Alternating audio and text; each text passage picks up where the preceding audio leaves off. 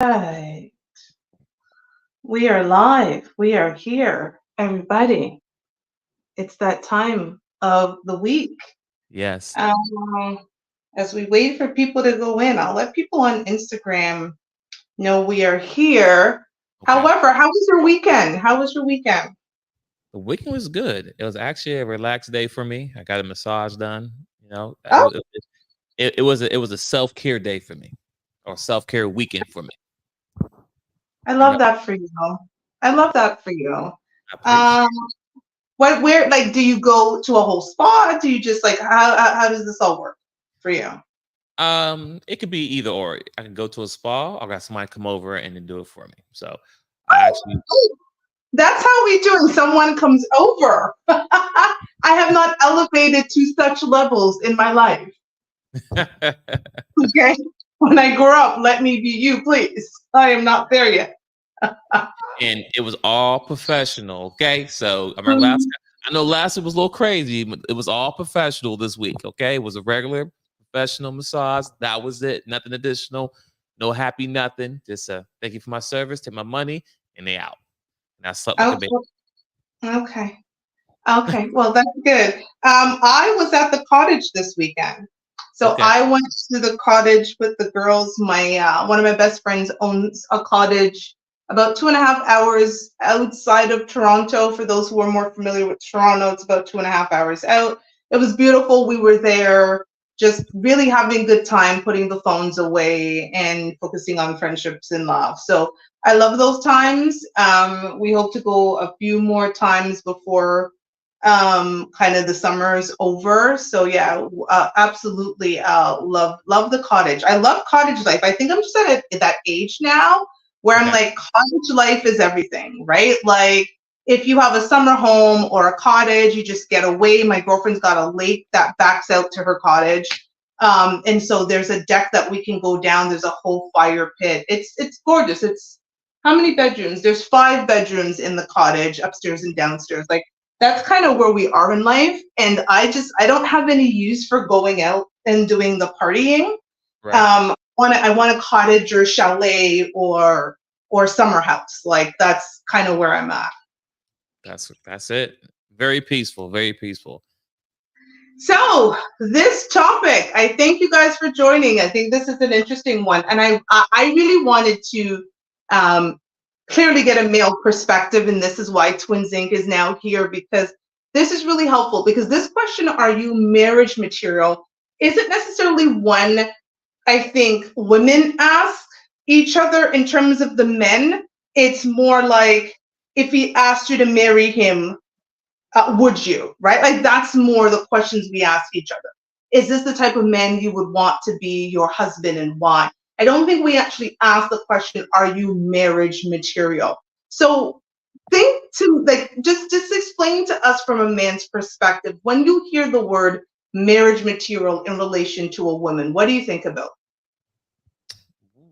So when it comes to marriage material from a guy's perspective, right?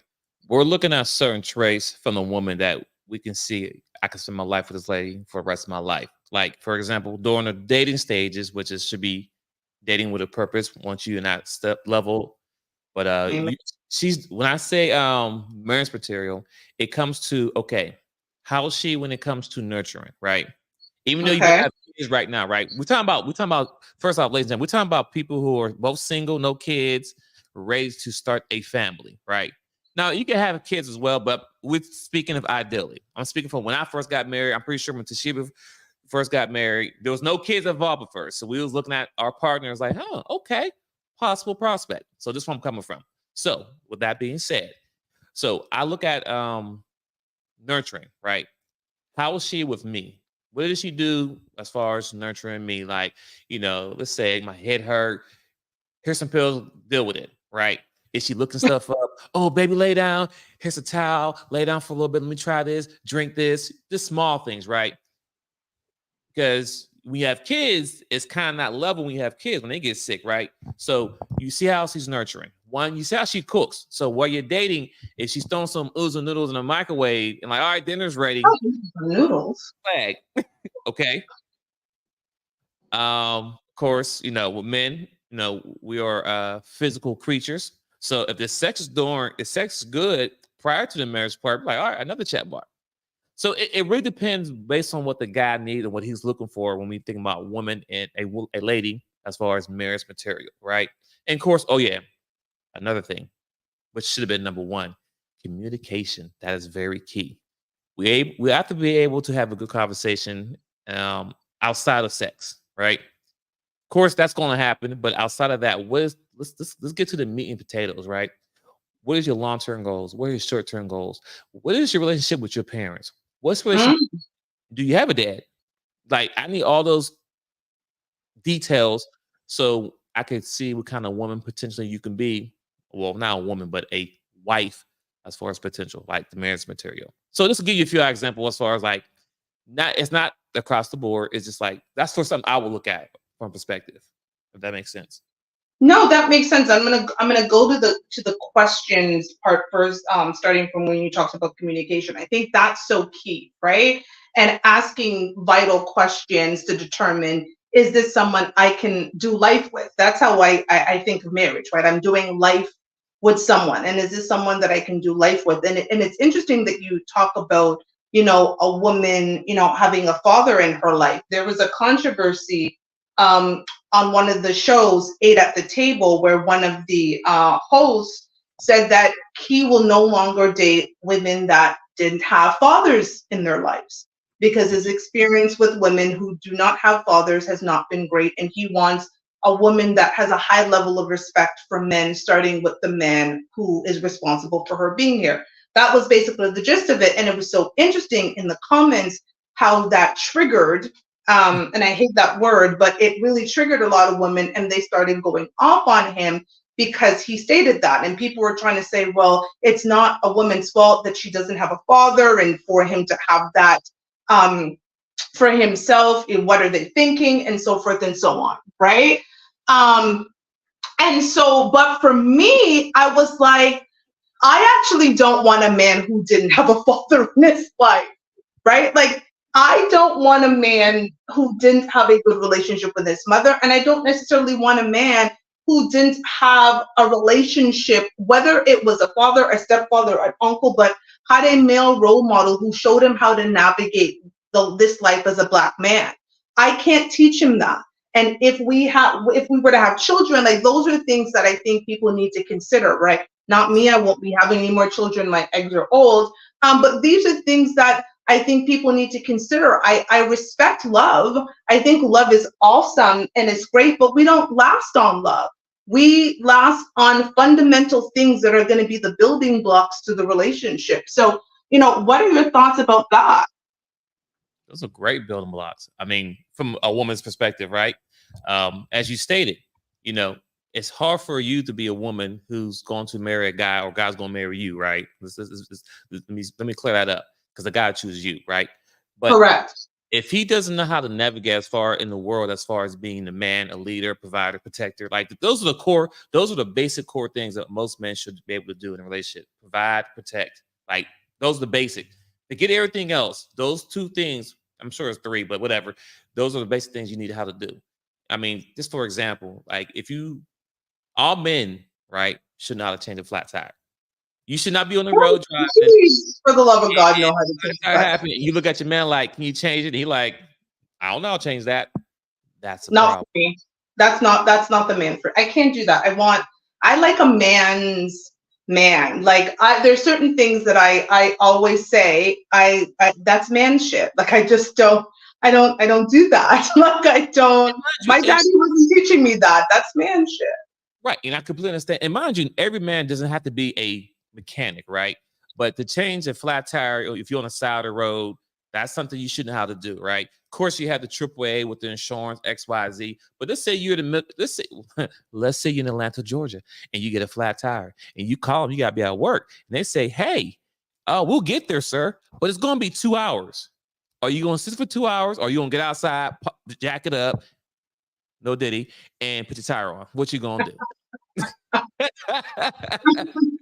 But and it's funny because I mean we're in that age group that we've either been married are married or are considering marriage, right? I think we are in that when you're in, we're both in our 40s, but that latter 30s into 40s, you're at that stage. I don't know many late 30, 40-year-olds who are thinking, I'm going to be single forever. Like they're at least not in my circle, right? And so I again, we go back to this concept of, are you marriage material? And I don't think people think about the fundamental things that make them marriage material. I am going to go back to the first part of what you said, is taking a look at how a woman treats you. Is she nurturing? Is she kind? Is she gentle? I think those are the kind of things that you were saying. Some of the concern for women is, I'm giving you wife treatment when I'm in a girlfriend position. What's going to make you decide to elevate me to that wife position? Because again, if I am the manager and I have a director and I end up doing my director's job, but I'm getting manager pay, they're like, oh, she's fine doing a director role with just manager pay. So what's going to make you elevate that nurturing, loving woman who's, giving you the milk for free? That's a great question, and I love you brought this up. I don't know if you plan that strategy like that, but it's funny how that women will be like, "Oh, I'm giving you wife privileges, right, as your girlfriend, right?" And I'm sitting thinking, so as a guy or man, right, I'm automatically giving you the provide and protect, regardless if I'm your boyfriend, a friend, husband, whatever it may be. If I'm out with any woman, doesn't matter where I'm at. If I'm out with any woman, right, doesn't matter. It could be a lunch. I'm on lunch with a coworker and she a woman, me and her, just us two. And we're out just walking or getting food right now, and dude runs up on her, try to grab her purse or try to beat on her. By default, I'm going to do my best to protect her, right? And it could cost my life. But the point I'm trying to make is that the man is always in his. What a great point. Okay, let me clarify. Majority of the time, not all. Once again, I never speak in absolute. So don't say I don't speak in all, like all men, 100% no. It's majority or most or some, whatever. So what I'm saying is most men should, keyword, should be in their provide protector. They should be in the element if they're looking to go to marriage. What I'm saying is that most men should be looking or dating to be married.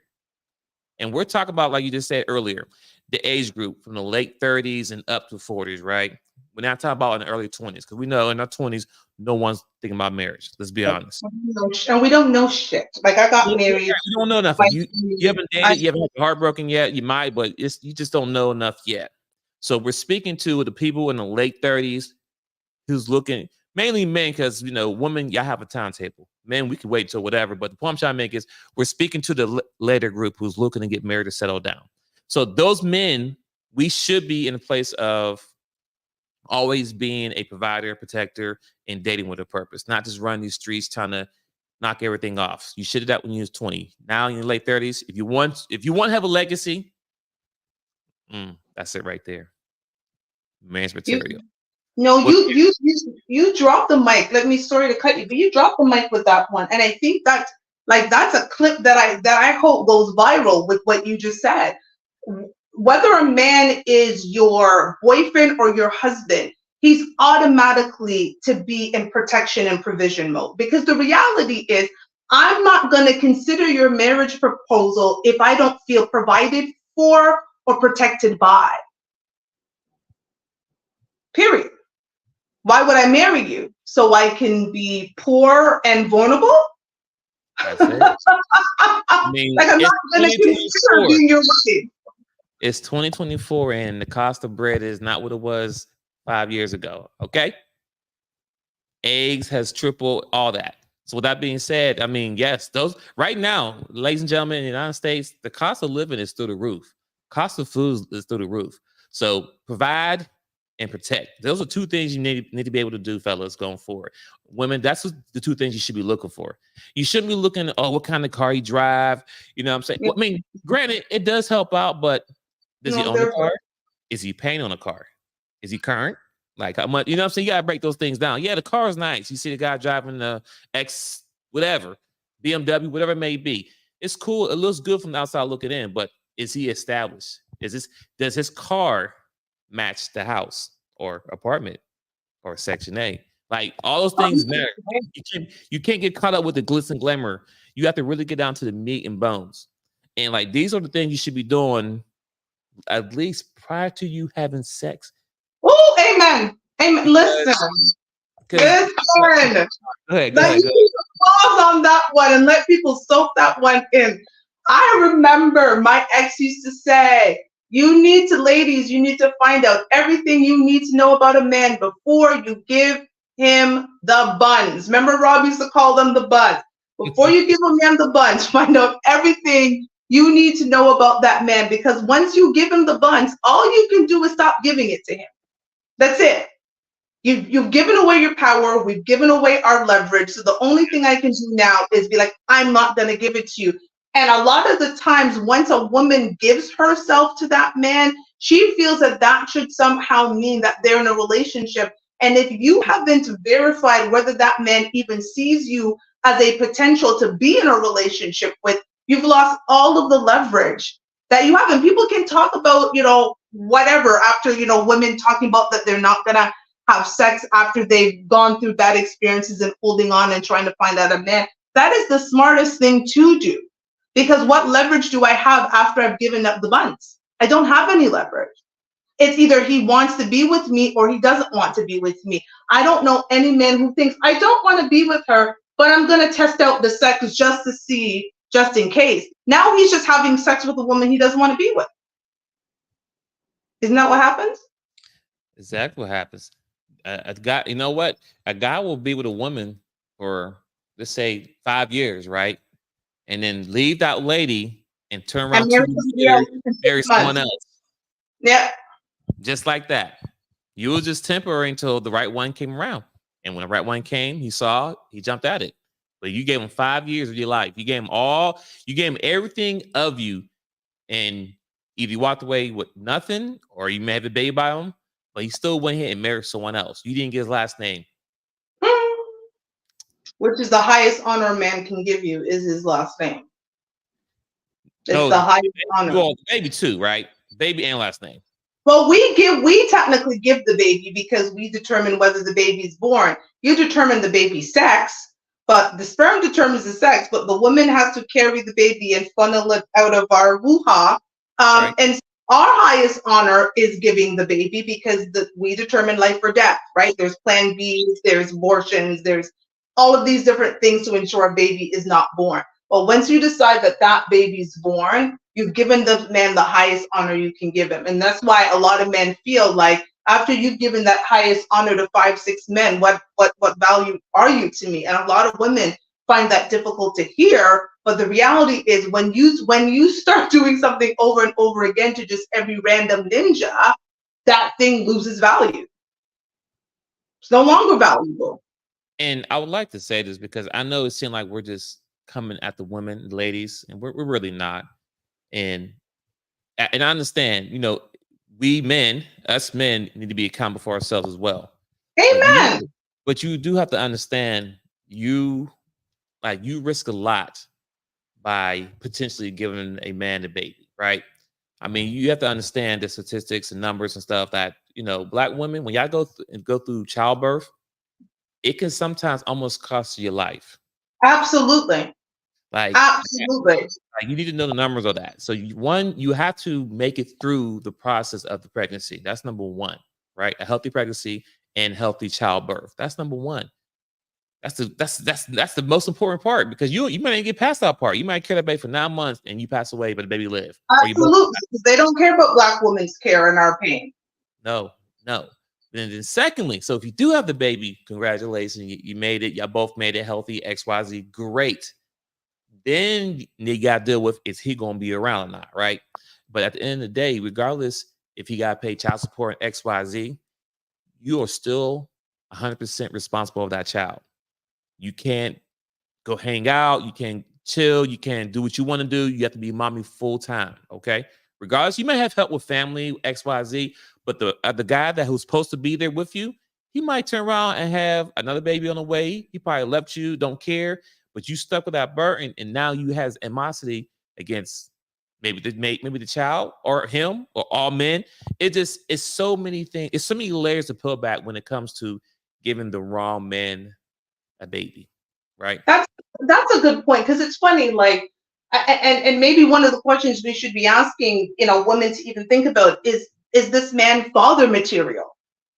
Is this man, forget, because a lot of women are saying they don't want to be married. Marriage is just a piece of paper. Just be clear. It's the most important piece of paper you can ever have, actually, is a marriage certificate, because that thing binds you forever.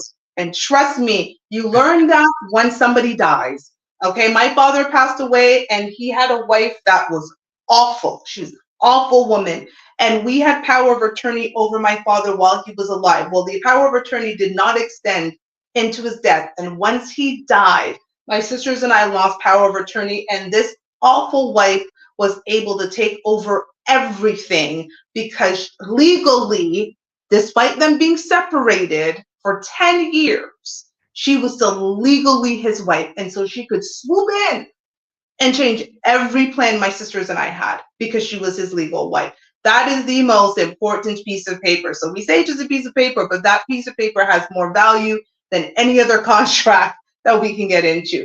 However, I digress. Sour point for me. Rest in peace, Daddy. But I think a lot of women now need to be thinking to themselves, forget marriage material. Is this man that you are having sex with father material? Because we're no longer traditional, right? Like, we're no longer, it would be idealistic to say, you know what, you should wait until you're married to have a baby, right? Like, that would be hypocritical of me, because I did not wait until I got married. I had a baby at 21, and then I got married like 7 years later, and it wasn't even to her father, right? Like, so I'd be hypocritical to say to people. Now, I say that to my daughter, but y'all aren't my daughter. What I tell my daughter and what I tell y'all is going to be two different things. She's my child. She came from me.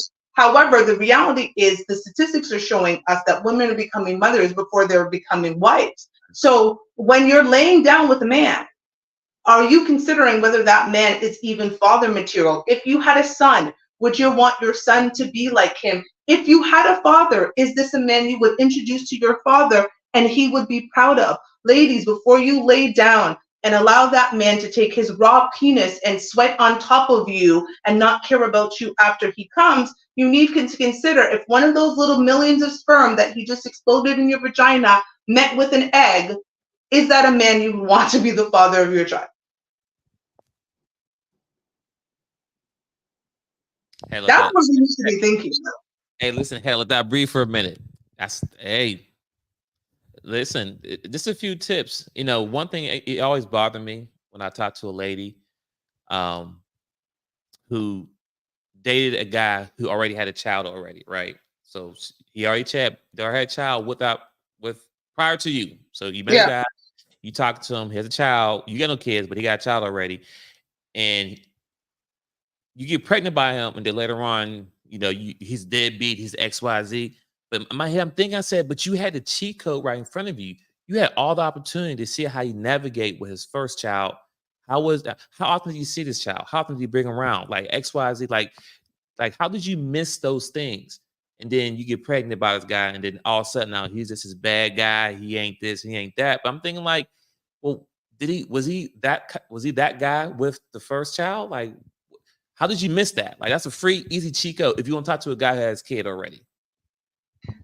And what you're talking about is data. Before I get into that, I'm just going to read the comment here. So Mr. said, don't have unprotected sex with anyone you're not married to. Use birth control and condoms, and you'll have lots of fun without the headache.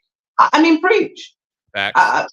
This is big facts. And the reality is there's so many forms of birth control. And so my thing is, I'm hard on the ladies, because at the end of the day, ladies, we bring life into this world. And just like Twin said earlier on, we're the ones who are now responsible for the children into perpetuity, means until we die, to the end. Like, my daughter is my responsibility until I die, right? Having a child is a lifetime contract. And our lives change quite a bit more than the men's life. Her father's life changed a bit, but it certainly didn't change as much as my life did, because my daughter's father was out at the club the night I gave birth. He came home from the club. I was in labor. He tried to put me in the shower, told me, babe, take a bath, then was falling asleep, driving me to the airport because his life was continuing while I was carrying his child. And after I had the baby, he still went out there and lived life. I haven't slept in 22 years, okay, since the day I gave birth. I have not slept. This is not even true. I have not slept in 22 years. If my daughter is out of my eyesight, I worry, and I will worry until I am no longer on this earth. And so when we make these decisions as having a child, becoming a wife, being a husband, it isn't just about love and lust. It is about, do these people have these fundamental characteristics that are something that we can build upon to create a great life together? I agree. I would say, when I think about, because it's funny, my girlfriends and I, like I said, we were at the cottage. And one of my girlfriends is, seriously dating someone, and we know he's going to propose, right? And so the question we were asking her is like, would you say yes? And she said, well, of course I would say yes. And the funny thing is, collectively, we like him. And as a group, we see him as a great husband. And he's shown things to her to show that he's a great husband. He shows up for her. He's committed to her. He's gentle. He's kind. We see how he interacts with us. We see how we interact with her. And it's funny, one of the things that, we've even said to her is, she's used to being single, and she's used to kind of being by herself. And we're like, listen, sometimes you're mean. Like, we've even said to our girlfriend, sometimes you're mean. You're mean. And we don't want you to be mean to him, because if you continue to be mean, you're going to lose a damn good man. And so we're trying to hold her accountable, because sometimes I don't think we are used to being in a space where we're used to ourselves. And when someone sees you from the outside and goes, I think you're great, but you need to consider these things if you want to build with someone else, because single you is very different than relationship you. And there's a lot of people who don't know how to transition from single them to relationship them, to then marriage them. And it is definitely a transition to go from, I'm by myself, I live in my own space, I kind of make my own rules, to I'm in a relationship and I have to become interdependent with someone. Oh my God. So Mr. I am dying. I'm going to read this. With all the forms of birth control available, there's literally no excuse. You got porn stars doing it with hundreds of partners, and they don't have kids with anyone. The facts. All the facts. All of the facts. That he dropped it, exploded, and walked off. Like, we're done. Like, we have nothing. We have nothing more to say. But going back to our topic at hand, I'm thinking to myself about what would make me say yes to a man who asked me to marry him, right? Those are the things that I think about, because again, I don't necessarily think about whether a man is marriage, quote unquote, material. I think that's more of a male way to look at it. But I think about, is this a man that I would want to marry and do life with? And for me, communication, I will go back to that, because that's one of the things that you said earlier, because communication is key. I need somebody I'm able to have respectful discourse with. I do not want a partner who's going to agree with me on everything, because there's no way as two individual people we're going to agree on all things. But I do want a partner who are able to sit down, and when we disagree, be able to talk it out respectfully. I'm big on peace. Like, peace is really important to me. So I don't want anybody who brings a disruptive character. I think for women, they need to be looking for a man with a plan. Does that man have a plan? And does his plan include you?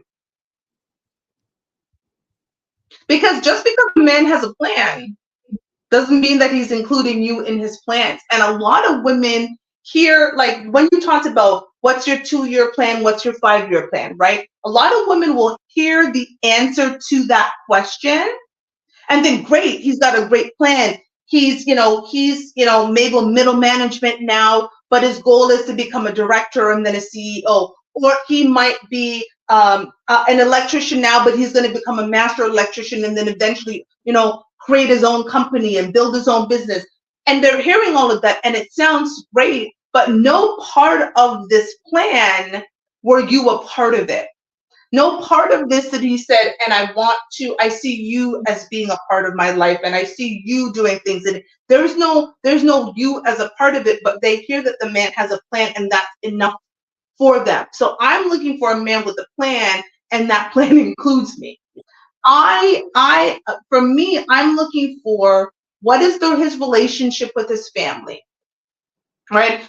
I want a man, like I said, that was surrounded by men who ushered him into this world as a Black man. I would want him to tell me, key lessons that he's learned from the Black men in his life, right? I would want him to name 3 Black men in his life, not in culture, not in popular culture that he admires, but 3 men, whether that was his football, basketball coach, his uncle, his grandpa, some men that cemented, him, it helped him to become who he is and was left as such an impression on him that he thinks about that man and he knows, listen, when I think about the type of man I want to be, I've got the image of this man and this is what he represented in his life, right? Like, yes, he can be handsome and yes, he can be all of that. But if he does not come from a place where he saw healthy examples of being a Black man, how is he going to be a good, healthy Black man in my life? That's fair. That's true.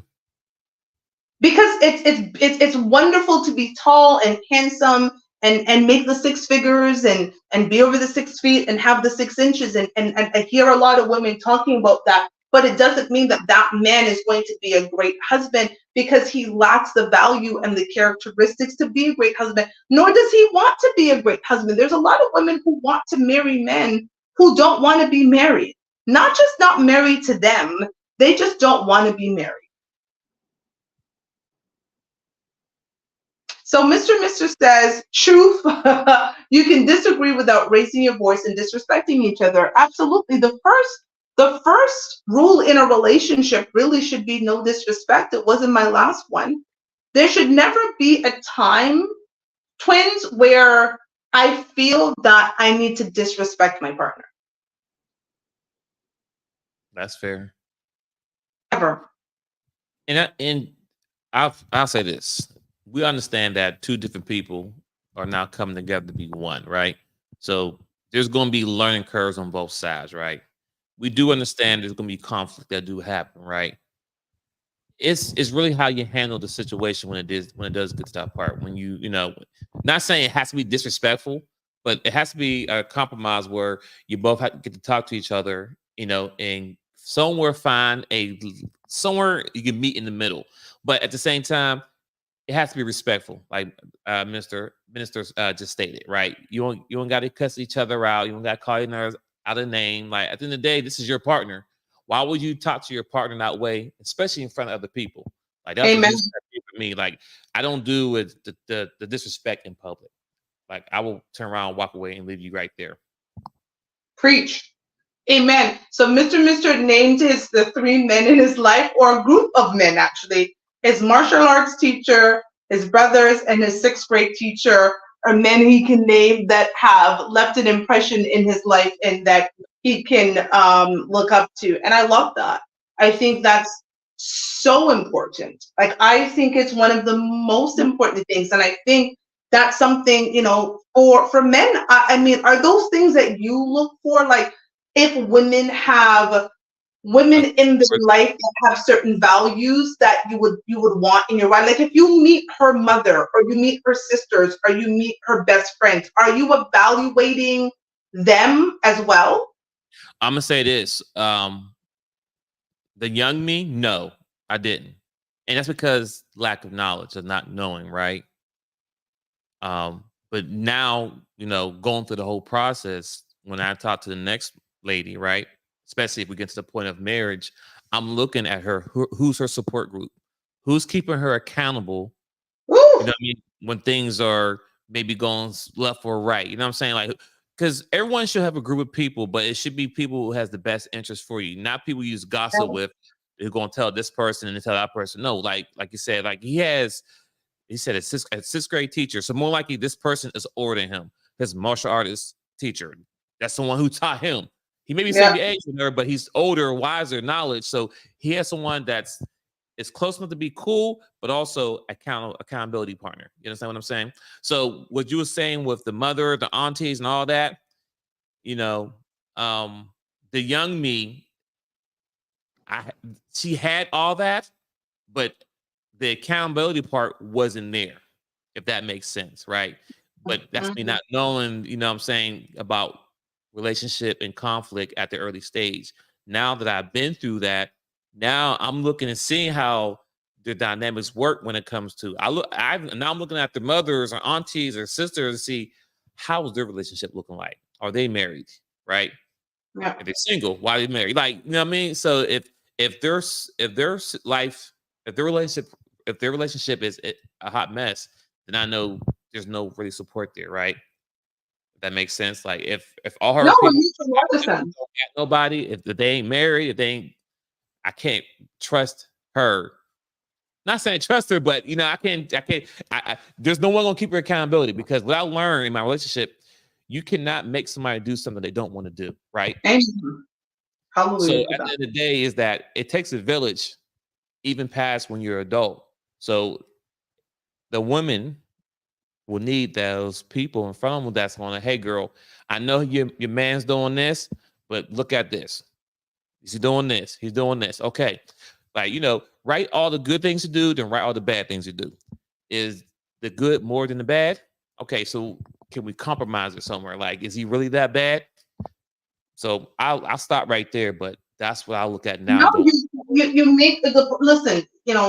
Jamaicans have a saying, show me your friends and I tell you who you are. I don't know if that's just a Black saying, but I can tell you we hear it in a Jamaican household all the time. Is because if there was a friend that came through my mother's door that her spirit, as my mother used to say, her spirit couldn't take them, I couldn't be friends with them anymore. She's like, this person's going to lead you asunder and we're not going to do that, right? And I think you have to take a look at the people that are closest to your prospective partner.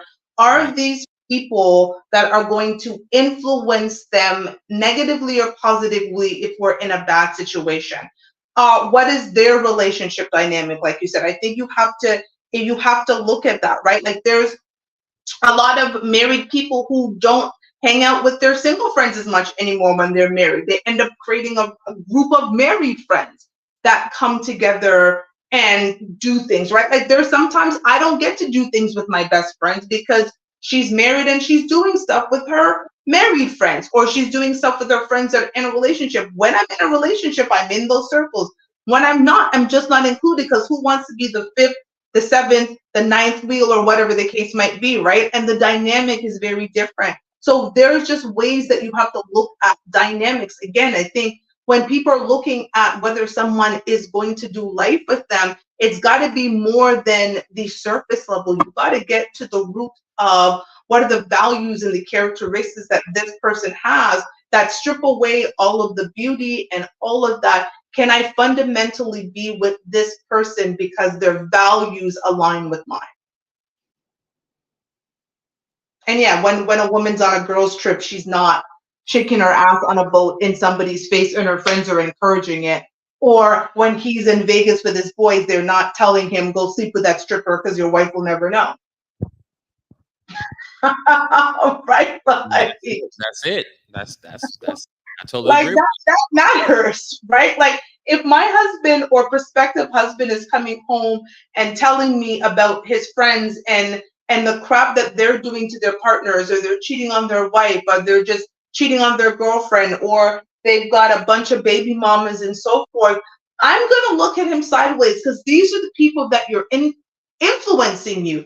The reality is as much as we have freedom of choice, we also, some people are easily influenced. We are influenced by our environment. We are influenced by things we see on TV. TikTok has influenced so many grown people to try restaurants, to go to hotels, to just do some of the silliest things even because they saw it on TikTok. And that's just something that you see for 30 seconds or potentially less. That's influencing how you buy now, right? So imagine people that you've known for years or decades. What kind of influence do you think those people have on you? So those are things that when I think about, is this a man I want to marry? I want to know your group of friends. I want to understand the dynamic. I want to understand the relationship dynamics. Are these are going to be the men who are going to fellowship with you and encourage you when we're going through bad times? Or are they taking you to the strip clubs or introducing you to their wife's friend so you can fuck? Facts. And I'm glad you said that. So that the circle that, so I'll speak from my side and my fellas. The circle that we have, right? So women will say, multi-platforms like, well, how come you men don't keep these guys accountable as far as taking care of their kids and X, Y, Z, right? We get that all the time. And what I say back to that is that, well, unfortunately, the circle that I'm with, my circle of men that I hang with or talk to are fathers. They're a part of his life, right? We don't have those friends that don't take care of their kids because you know why? They come around, our communications or what we talk to each other is about, we playing our game and stuff, but also we talk about our kids all the time. You will feel uncomfortable in our group conversation because we're talking about our kids and hanging out with them and doing this and sports and traveling. And you have a child, but you never see them because you're a deadbeat, right? So what I'm saying that deadbeat guys don't hang around other guys who take care of their kids. Now we might play basketball and there's a bunch of guys there, but after basketball, we go our way with my group, he go with his group, and that's it. So I'm saying that it's important for you to find out his group of circle of friends to hang with, ladies. If you hang with a bunch of guys and they all got kids, but they don't be around their kids, more likely birds do flock together. That's a sign right there for you. Birds of a feather. It's a reality. And that's such a good point, because when you say, I never thought he would be this way, well, you didn't see the group of men he was with, or I didn't know she was this type of girl. You should have looked at the group she was in. Because listen, again, like I said, whether we like it or not, we are influenced by the people in our lives. I have had the same group of best friends for 20 plus years. My oldest friendship is, I'm 44, 39 years. Right? There are women in my life who have my ear. And if you meet those women, you should be, I'm going to tell a man, you should be evaluating your potential wife against the women who are in her circle. Because I know I'm evaluating my potential husband by the women who are in his circle. And it's just the way it is, because we are not at an age, like we said earlier, being in our early or mid 20s, where we can say, well, we didn't know because we didn't get enough information. And let's be serious. In this information age, there's no way you cannot collect information on someone. A lot of our business is readily on the internet. Yes.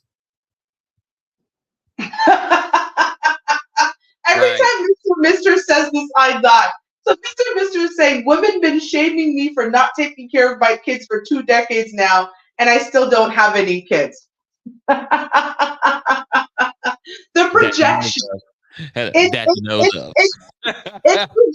It's funny because like you said, when I think about my circle and I think about my group, in my core group, there are 4 of us. There are 4 women in the core group and 1 guy. So our core group, there are 4 of us. All 4 of us had children when we were younger. We actually all have girls. My daughter at 22 is the youngest, and the oldest is 27. Okay. 2 out of the 4 went on to have another child. And 1 had a child because she was married, and 1 has been in a relationship with the same person since 2004. So 20 years, okay? And they decided to go after this period of time to have another child. And so though I have a circle that they now have two different fathers, actually my first girlfriend married her first child's father. They got divorced and then she got remarried and her husband didn't have a child and they decided to have a child. It was the same situation, the one with 20 years.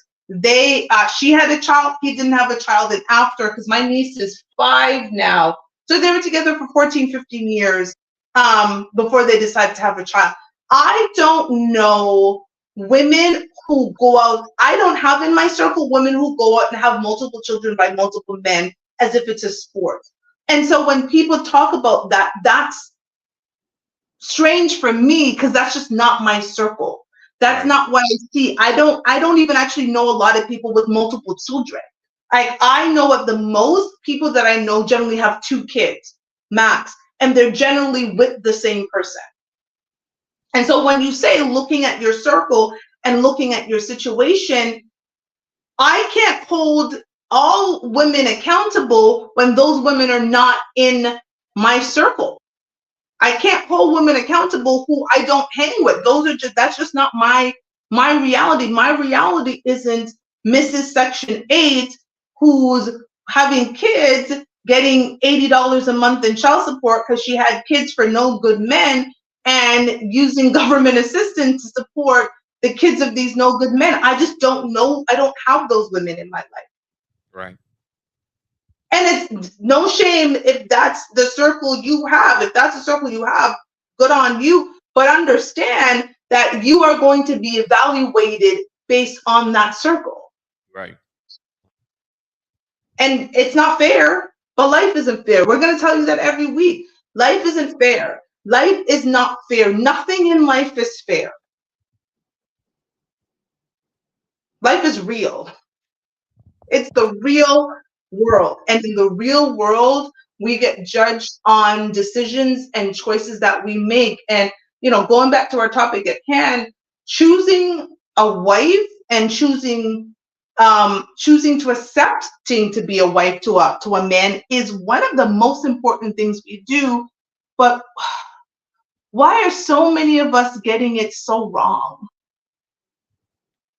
That's the last question I'm going to ask. Why do you think so many of us, because the divorce rate has just gotten extremely high, why are so many of us getting it so wrong? Is it because, especially when we do it the first time, because I find that second marriages tend to outlast first marriages. Like I don't have the full stat, It's the but learning. I remember a while ago learning that if you've been divorced and get married a second time, generally you last longer and generally don't divorce that second person. And are you saying it's the learning, it's the experience and really knowing what you want the second time? Yeah. I mean, because mind you, it's kind of like the Disney thing, right? When you, as a guy, we really don't know. Like the traditional marriage is a thing of the past now, right? Like that's been gone. So seeing those, oh, I married a woman, I take care of her. No, that's dead. It doesn't work like that no more. The dynamic has totally changed. And in most of us, a lot of us, we don't see it ourselves at home, right? So we're coming from broken homes ourselves, trying to be not better. Well, we're trying to be better as our parents, right? We're trying to be right.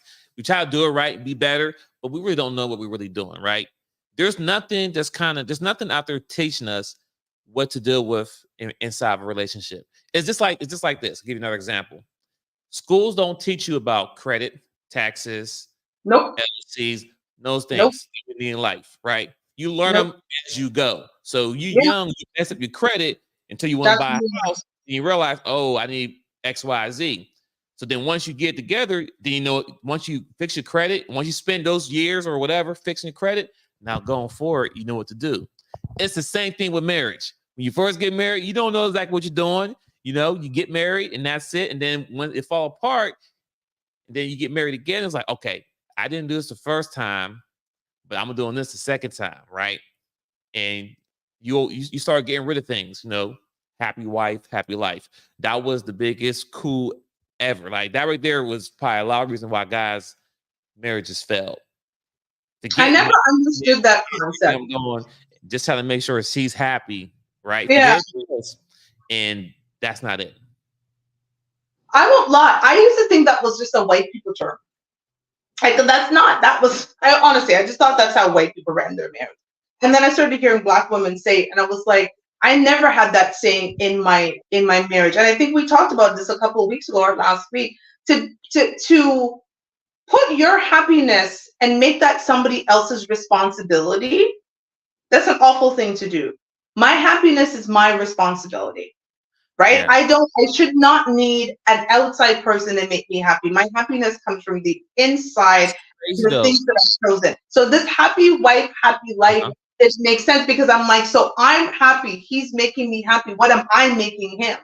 Miserable? Like it just doesn't. And then the honey-do list, that's also something I thought was a white people thing. Like I actually thought the honey-do list was, again, something that white women did. And then my ex told me his wife used to do it all the time. And I was like, especially when they were on vacation, I was like, I honestly thought this is a white people thing. Like Black women actually do this? Because that just doesn't make sense. Like when you're on vacation for 2 weeks, why would I put a list in front of you to say, on your vacation, I need you to do all these things in the home? Like you're on vacation.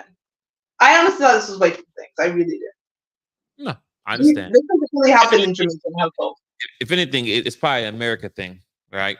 Because I was like, this doesn't happen in Jamaica. So like, trust me, you're not giving your Jamaican father, like your Jamaican mother was not giving your Jamaican father a list of things when he said he was going to relax and go. Like my dad used to go to the racetrack and watch cricket and do all that stuff. Like there is no way. My stepmom was giving my dad a list of things and saying, oh, you're resting, stop resting and do this. That's ridiculous. Like I don't get that. It's a weird thing to think about. And I think you're right. Like you learned that because my ex used to say that too, coming off of his first marriage, that was one thing that was important for him when we were looking at getting married. It's like, we're not doing this happy wife, happy life thing. It's just like, no. Right. It's both of us. It should be a give and take relationship, right? Like marriages are give and take, relationships are give and take, because friendships are give and take. And the foundation of any good marriage should be a friendship. Right. Not love, by the way. I'll say this. No one should ever get married for love. Never. That should not be the root cause of, not root cause, but the root reason. Like, why you get married? Because I love him. No. Because love will change. It will change. Love will come and go. If you have kids, guess what? The love will go down. It'll diminish a little bit and it'll go to the kids. Trust me. Don't ever get married based on just love itself. You hear it here, guys. And I've been saying that for years. I'm not just marrying for love. I think love is great. And I've talked about it before, right? Like if you look at the stats in arranged marriages, the divorce rate is a lot lower than it is in these traditional modern marriages where you're marrying for love and lust and and all of and money and all the other things. Like arranged marriages are two families coming together and having a conversation to determine whether or not their children are suitable to be together and whether the families get along. And there are all of these things that go into arranged marriages when they meet, and the things that they're asking about, the questions that they're asking, they're deep rooted question. And none of this has to do with this physiological feeling that we feel that we call love. None of it. They learn to love each other. I've known several people I've worked with that have had arranged marriages, and they're happy, and they've been married 20 plus years. While my marriage imploded, but we won't talk about my marriage. But I digress. Like, will I love my next husband? Absolutely. But will that be the main purpose of me marrying him? Absolutely not. It's because I see us as being able to come together and do life together. And when I think about my life, I can't see my life with anybody else but him not because I love him so much, but because he truly is my best friend. He's the person I want to tell all of my secrets to. He's the person that if I get a promotion at work, he's the first person I'm going to call, because a lot of the times there are women in relationships where great things happen to them and they tell their best friends first, but they have a husband, but their best friends will hear before. That to me is not a good marriage. Like, I love my friends, but trust me, my best friend tells her husband crap and then we get it after. We don't get it first and then her husband gets it. She doesn't say, oh, let me go tell my best friends first and then I'll go home. The man who protects and provides for me, I'll tell him after telling the girls. No, I know she's filtered it through him. She's talked it through with him about what direction they should go. And then she comes and tells us, but she's absolutely not telling us first. That's who I'm marrying, the man who I want to tell everything to first, like the man I want to wake up to, the man who I can do nothing with. Like those, and again, the love is great, but there's so much more than love. And to Mr. Mister's point, yeah, feelings change. If you get married to someone, they have to be a team player. If you're doing things for them they would never do for you, the relationship is doomed to fail. Facts. Preach facts. No lies. No lies, No. sir. So, Salute. Mister, you're coming through tonight. No lies have been told with anything that you're saying. That is so true. And again, we both have, been married, so we have a little experience in this realm of marriage. And I am so looking forward to being married again. Like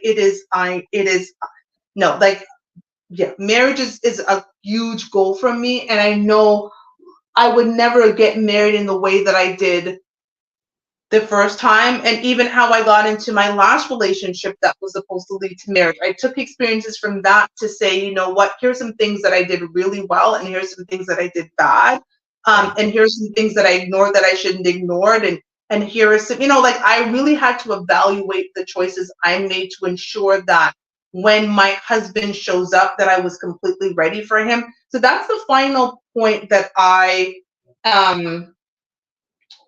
will get to. And I'm gonna, part of the show, everyone, now every week we're going to be giving dating advice. Twins will be giving advice to the women. I will be giving advice to the men. And I guess I'll ask for this week, what would be the advice that you would give to women to prepare themselves for marriage? Prepare themselves for marriage. So that's a lot. That's a lot to unpack right there.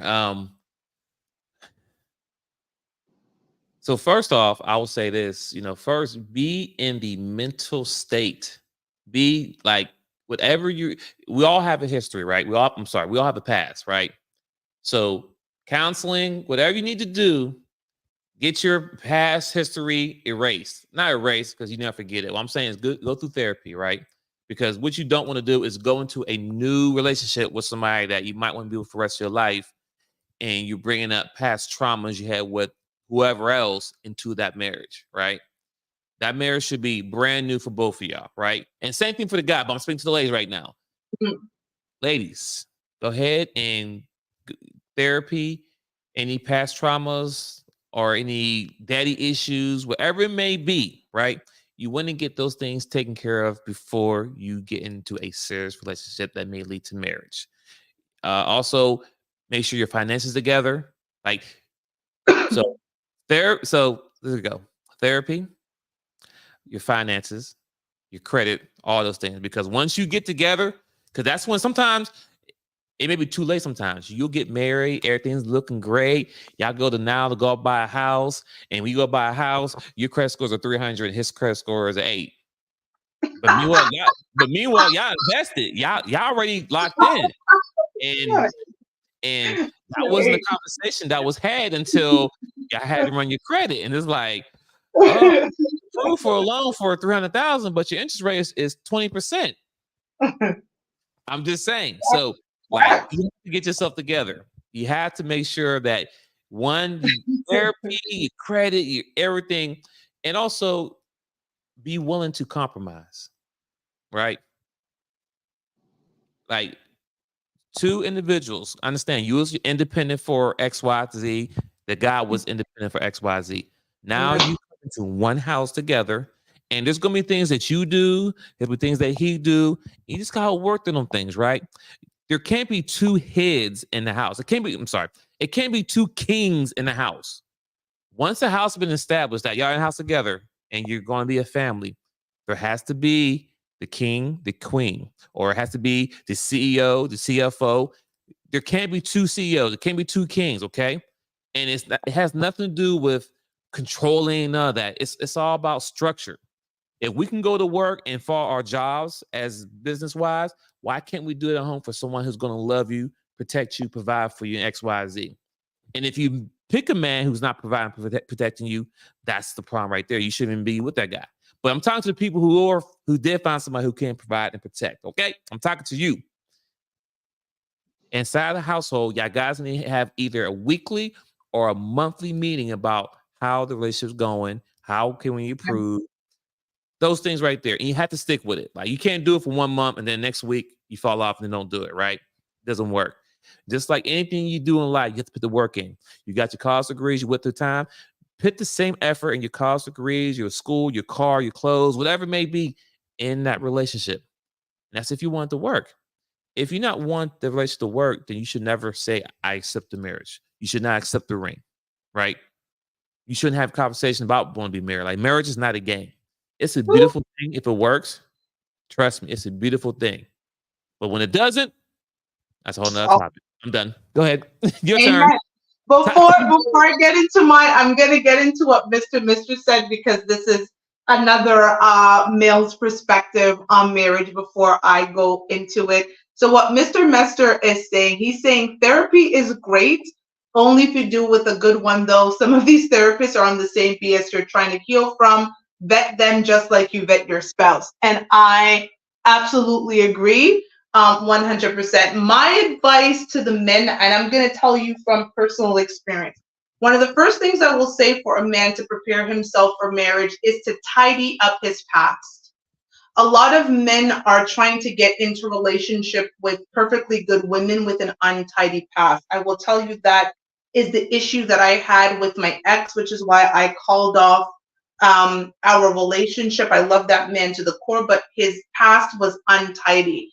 And I saw that bleeding into our current, and I knew it could implode our future. And so tidy up your past is the first thing. Whatever you've got going on, whether it's issues with your child's mother, your ex-wife, if you've got child support issues, if you got custody issues, deal with all of those things before saying that you're going to come into a good woman's life. I'm not just talking about any woman, but a woman who you see as someone who could be your wife. You do not want to bring what you have over there with someone else into the relationship you have with her. So that would be the first part. I agree with you. Getting the finances together and or making sure that you are open about what your finances are. I think it is important that when you talk about having those meetings, one of those meetings should be talking about your finances. Here is my credit score. What is your credit score? I'm not saying, I would never recommend just saying, oh, I can't be with somebody because their credit score is low. I think that's crazy. But if you come into the relationship and let's say my credit score is a 572 and his credit score is a 675, it's not awful, but it's not going to get us to where we may want to go, like you said, if we want to buy a home. So let's talk about, what are we going to do to be able to get our credit scores up to the point where we will qualify for the things that we want? How are we willing to live? Are we willing to live on one salary and use the other salary to pay down joint debts? How are we going to do that? Like, these are real conversations to be having, because again, once you get into that marriage, what you bring into that marriage is yours to deal with. So if there's a way for you to deal with all of that stuff before you sign on the dotted line and that becomes a contract, deal with that. Again, I would not discount somebody because they currently have bad credit, but I would be upfront about it and say what it is that it is. So again, tidy up your past and making sure that you're having conversations about your current financial situation. Ladies, I'm going to say to you, even though I'm giving advice to the men, just because a man makes over 6 figures does not mean he's fiscally responsible. Trust me. And the same for men. Just because a woman looks like she's a high earner doesn't mean she's fiscally responsible. Because let's be real, especially for those of you in the United States of America, some of these masters and PhDs and doctorates these women have, they're going to be paying it off until their children die. So, okay, like, because they spend all of this money on a degree that's not going to be worth the paper it was printed on in 10 years. And so let's have real conversations. If I'm coming in with $40,000 worth of debt and you only have 5,000, how are we going to deal with that? So that's one of it. Another thing I would say for men to be prepared for marriage is, are you okay with the woman that your potential wife may become? Sometimes we fall in love with the person that is in front of us today. But is this a woman, if things were to change about her, are you still going to love her? And I'm not just talking about physically, right? I'm talking about as she grows, because as we grow, we change.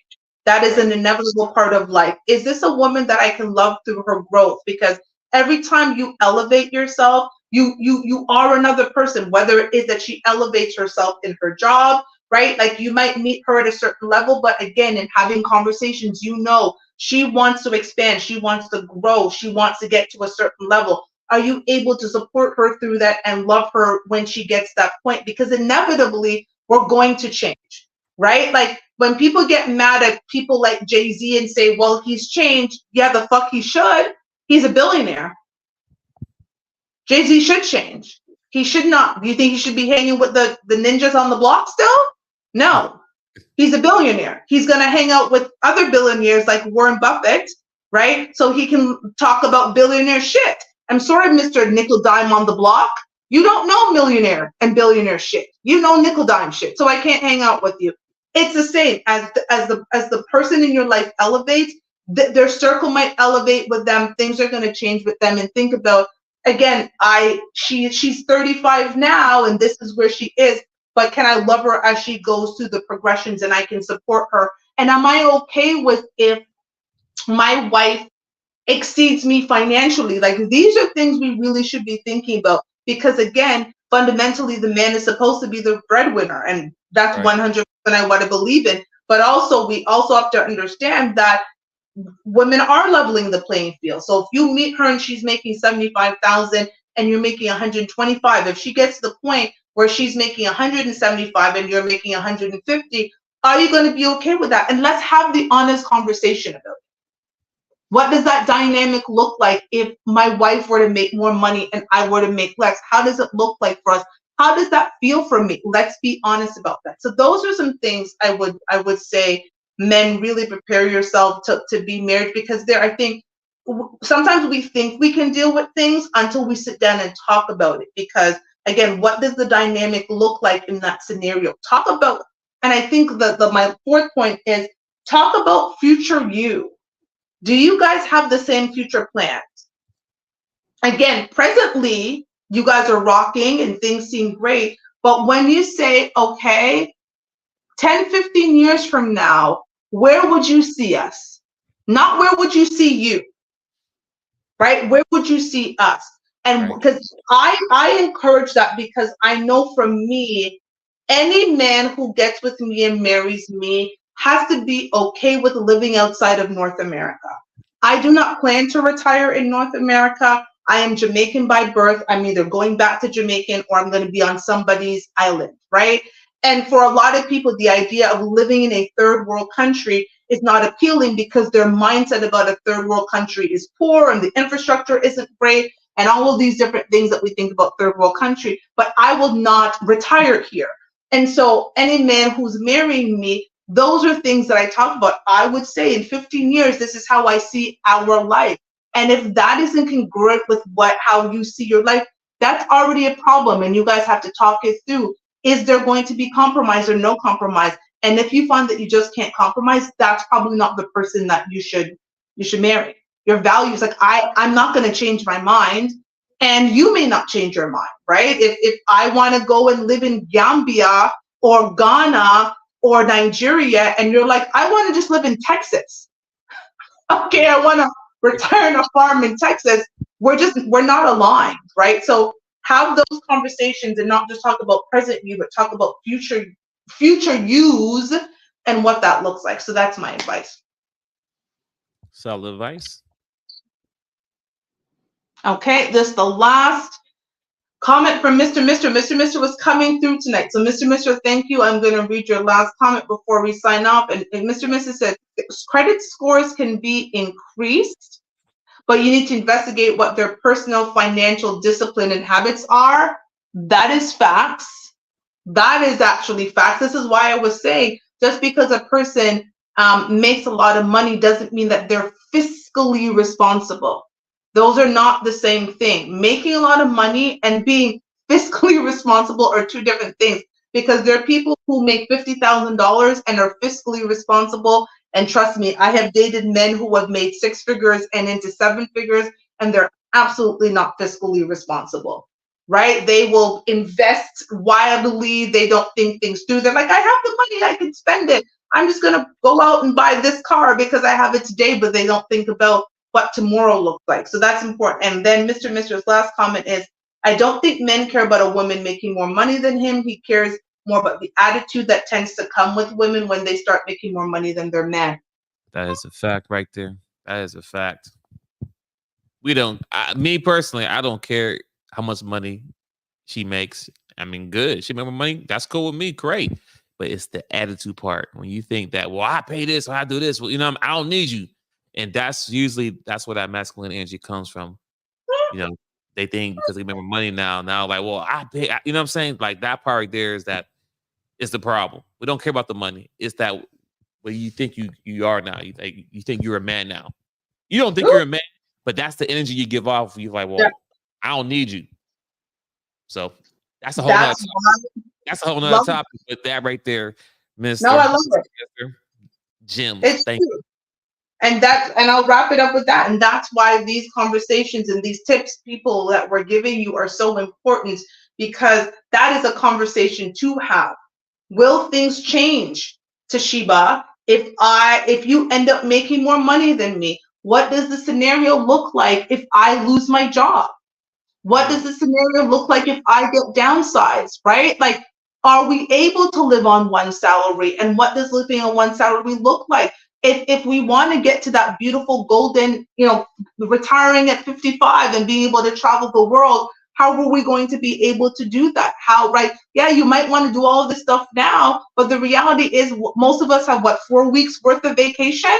Like, and maybe if you stayed at a company long enough, you might have 7. How many of us are really using 7 weeks of vacation a year? Most of us don't do that. We're lucky if we use 2 or 3, because when you think about vacation, you want to go somewhere. And if you're too busy working and just working to pay these bills, then guess what? You're not going anywhere.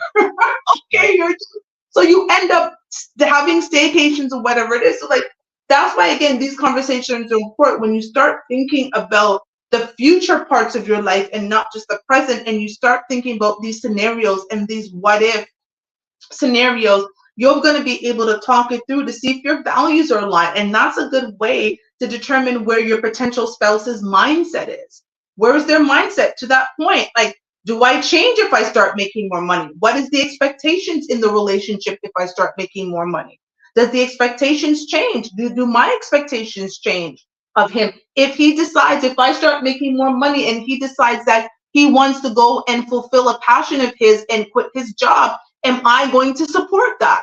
Because I now make sufficient money so I can hold down the household with my one income. Maybe my husband says, are you okay with me deciding that I want to go off and do this? Our 401ks are okay, blah, blah, blah, blah. But I want to try this for 2 years. And I want to try to write a book, or I don't know what the hell he wants to do. Am I going to be okay with me holding it down, making my 175 and give up his 150? Like, these are real scenarios, people. And we're at these ages where these are the real conversations that we need to be having, not asking about what's your favorite color. Right. And body count. We're not the body count channel. Go to the other channels and they'll body count you to death, right? The body counts and all of these things. We are here to have like real adult conversation because, like I said, I created this channel to change the conversation around Black relationships. And if you have been with me for a while, you will see that I've been working hard to do that. And now Twins has joined me on this journey, and we'll be working hard to do that collectively to change this conversation. So that's that. We're wrapping up for the night. Ladies and gentlemen, we thank you. Once again, if you have any topic ideas for the show, if you would like to join us on the show, over the next couple of weeks, I am going to be putting the link in the comment section so that you can join us and actually be a part of this show. We will be expanding the show in the upcoming weeks and adding a weekend show. Our first weekend show is going to be in May. I will tell you more about that, but this is going to be one you're going to stick around for. We're going to interview some past Kendra G guests. I have one confirmed. I got to confirm the other, but this is going to be interesting. As you know, Kendra G is the internet sensation, has gone wild, and some of her guests are a little. So I want to interview a couple of those guests. So there's going to be a lot of things that are going to be happening. So, you know, stick with Fuck Your Feelings. We're going places. Twins, what are your final words? Have a good night. I'm all with it. I'm all with it. Everything she said, ladies and gentlemen, what she said, just ditto. There we go. He had the final words. We're out. All right, good night, See you next week. Yes. Bye.